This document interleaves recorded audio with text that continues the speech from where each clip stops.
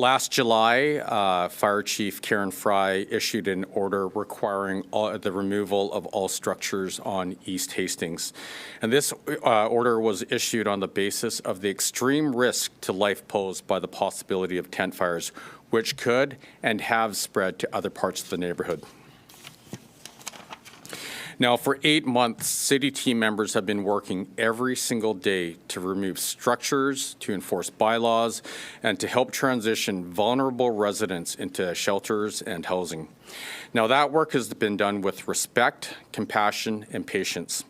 And during this time, a significant amount of progress has been made. City team members have removed over 600 tents and structures. Now, unfortunately, things have reached a turning point in the encampment zone. Of the few remaining individuals, many of those individuals in the East Hastings encampment have indicated an unwillingness to remove structures or to cooperate with Vancouver team members. And every day we're hearing new and sometimes horrific stories, theft, vandalism, senseless acts of violence, violence against women, and more specifically, violence against Indigenous women. We've also seen a sharp increase in fires that not only threaten the lives and personal belongings of individuals, but also they pose a significant risk to affordable, low-barrier rental housing in the community. We have said time and time again that large entrenched encampments like the one that we have on East Hastings is not a viable model going forward. And the longer the East Hastings encampment continues, the greater odds that more people will lose their lives and even more people will lose their homes. And that's why city staff with my team made the decision to request support from the Vancouver Police Department to bring the encampment to a close. Now today, as Maria mentioned, we do have Chief Karen Fry, Deputy Chief Chief Palmer, sorry, I saw Deputy Chief Howard Chow there. We have our City Manager, Paul Mokri, and we also have Sandra Singh in the background there with ACCS, who can speak in greater detail to the next steps forward. But I'd like to just say a few things. Listen, we need to restore Hastings as a street that is safe and welcoming to everyone. And as we look towards the future of the downtown east side, I think it's very important that we do not lose sight of the reality that lies before us. The challenges that we see today did not emerge overnight, and they will not be solved overnight. But with today's announcement, I am confident that we are making a step in the right direction. I also want to recognize and thank the efforts of Minister Kahlon and Premier Eby and the provincial government for their willingness to take a bold step and assume a greater role of leadership and coordination in the downtown east side. And I also want to thank all of our team members across all city departments for their dedication and resilience in dealing with this incredibly challenging situation. It has been incredibly hard, and our team has done an amazing job, and the whole city is proud of what you do.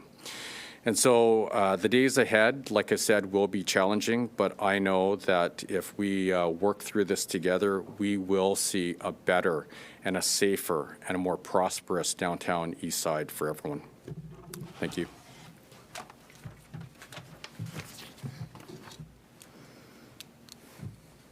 Thank you, Mayor Sim. So as you're aware, and as the Mayor indicated, on July 25th, 2022, I issued a fire chief's order on the Hastings Street encampment to address the significant fire and life safety risks that the tents and structures were impacting around that area. The specific risks include blocked exits, obstructed fire department connections, which is how we get water into the buildings, combustibles accumulating against the buildings, unsafe use of propane and storage of flammable liquids, open flames, and there were continued amount of outdoor fires in the area. Since that order, while we have seen some improvements on the street, it has not changed, and it is only getting worse. There has been an increase in outdoor fire activities in this area. with an increase of 17% of outdoor fires from January, February of this year compared to last year. And since 2019, this area alone has had an increase of 340% of outdoor fires. This persistent fire risk posed by the encampments and recent fires in the neighborhood has made the situations of East Hastings Street even more precarious. Since the fire order went in place, over 1,600 propane tanks have been removed. 1,600. We can see what one small propane tank that explodes does. We've seen the explosion and the fires on Columbia Street. We have seen the fires at the Imperial Hotel. We have seen tent fires. We have seen buildings at churches. We've seen them on 500 East Hastings Street where an explosion of a propane tank damaged a building. We have had reports of people not being able to escape a building, and we have had reports of firefighters not being able to adequately fight and put out a fire in a building above them. This year alone, we have had reported 16 tent fires in that area and 4 injuries. 4 injuries to those people living in the tents. Local businesses have been damaged, resulting in fires and numerous explosions, which make it dangerous for anybody walking down that street, anybody living in the tents, and anybody in the buildings. They're occurring more regularly and far too often, and it is escalating, and it is untenable and unsafe. The risk to these unsheltered populations, to local businesses, to the buildings, to the firefighters and first responders and city workers and our public is extremely high. We will continue to work with the city to address these serious life safety issues, to balance the compassion to the vulnerable populations, but to also address the fire chief's order, to keep the community at whole safe. And with that, I'm going to turn it over and thank Chief Palmer for assisting the city, and again, thanking all of the people that have been advocating to continue to make it as fire safe as possible. We've done a lot of work to try and educate those in the community and in the tents, and what we're seeing is more tents come down and more tents go up, and it's not getting any better. And every weekend when I'm at home or I'm at work, and I'm reporting again that we are having another fire, and it is a matter of time before more lives are lost. Thank you. Good morning, everybody. Thank you, Mayor Sim and Chief Fry. Adam Palmer from the Vancouver Police Department. The downtown east side is a strong, close-knit community made up of resilient people. Life here for many has not been easy, yet many who live here do so with a combination of street smarts, tenacity, and a helping hand. Not only from others in the community, but from frontline, dedicated, compassionate people who work in the area 24/7, 365. That includes the Vancouver Police Department, Vancouver Fire and Rescue Service, BC Emergency Health Services, who provide the ambulance service in our province, City of Vancouver staff, and other service providers. Among the many roles that first responders play in this neighborhood, we're there to help people who need assistance, who have slipped through the cracks, and who all too often fall victim to predatory behavior and street violence. We take this profession seriously, and it's no secret that it has become increasingly challenging for us to keep people safe in the downtown east side. The downtown east side encampment is fraught with serious crime, violence, and dangerous weapons, which have proliferated in this neighborhood. Street-level assaults within the encampment have increased 27%, and nearly half of those are now being committed by strangers. More than 2 times a day, a person is being assaulted in the encampment, and approximately 1/3 of the assaults are serious assaults or involve a weapon. 19 police officers have been assaulted inside the encampment, a 42% increase from the 9 months before it was established. Some of these have been very serious assaults on police. Almost a 20% increase in arsons in both the encampment area and the surrounding area compared to the prior period, a 67% increase in robberies in the area surrounding the encampment. Atira Women's Resource Society, a well-known service provider in the downtown east side, recently reported that of 50 women surveyed, throughout the encampment area, all of the women indicated that they did not feel safe, and 100% also said that they were subjected to violence, including sexual assaults. The encampment is unsafe. We've had shootings, stabbings, assaults, people shot with crossbows, handguns, multiple stabbings, and acts of violence.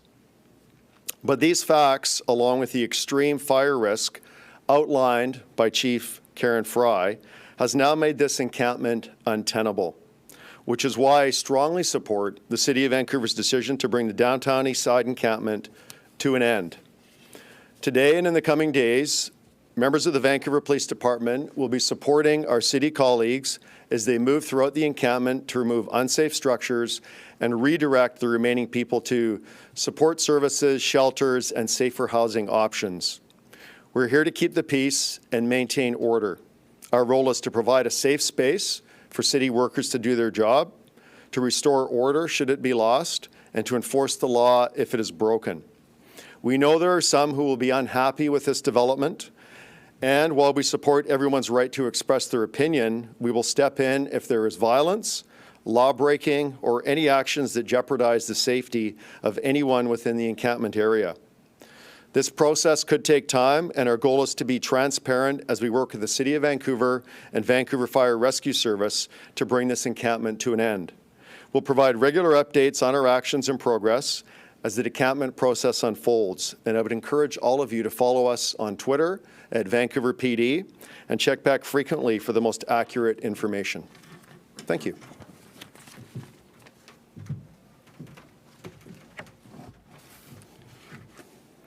Good morning. As mentioned, my name is Paul Mokry. I'm the City Manager for the City of Vancouver. So as you've heard, the situation on Hastings Street currently is complex and dire. Our city staff have been working daily since July to address the critical life safety concerns as we've been obligated to under the fire chief's order. Last summer, there were approximately 180 structures along East Hastings, and since I last spoke to you from this podium, as mentioned, our crews have removed over 600 structures from this area. Every day, our staff are down on Hastings Street and remove approximately 2,000 to 3,000 kilograms of material from the area, including propane and other highly flammable materials. Since August, over 90 people have moved from the Hastings Street corridor into permanent housing, and another 160 people have accepted referrals to shelters. I want to express appreciation for our partners at BC Housing and Vancouver Coastal Health and shelter operators who have supported us in this work. So over the past 8 months, the city, our team, has taken a people-first approach to supporting the individual sheltering on Hastings Street while we work to address these critical life safety issues. Everyone involved in this work recognizes the current homelessness crisis facing our region and the crushing day-to-day challenges that folks who are homelessness experience in dealing with their circumstances. These residents deserve compassion and empathy, and we know that the requirement to move around with one's shelter and belongings is an immense hardship. Echoing the mayor, I want to thank our engineering crews and first responders who do this work with care and make every effort to engage with residents in the encampment and in the downtown east side in a supportive and respectful manner. I also want to recognize the work of our homelessness services outreach team who connect with the people sheltering along Hastings Street every day, encouraging people to come inside to shelter or available housing units, and connecting them where they need to income and other supports. The steps that we're taking today with the support of the Vancouver Police Department are about keeping people safe in an increasingly unsafe situation. One of the city's primary responsibilities as local government is the preservation of public safety, and that includes everyone. The residents who live indoors or outdoors along the Hastings corridor, those who work in the neighborhood, the general public who visit or transit through that neighborhood, and our staff whose job it is to keep the sidewalks and streets clear and safe. Today's action is not a solution to homelessness. Homelessness continues to be an issue in our neighborhoods across the city and across the region, and Vancouver continues to carry an outsized burden of service delivery as compared to other municipalities around the region. Our response to homelessness involves working with the provincial and federal governments to build affordable and supportive housing, support the creation of emergency shelters, and advocate for support services, mental health services, and income assistance. We do know that there are individuals sheltering outdoors on Hastings Street who have declined options for SRO units or shelter spaces.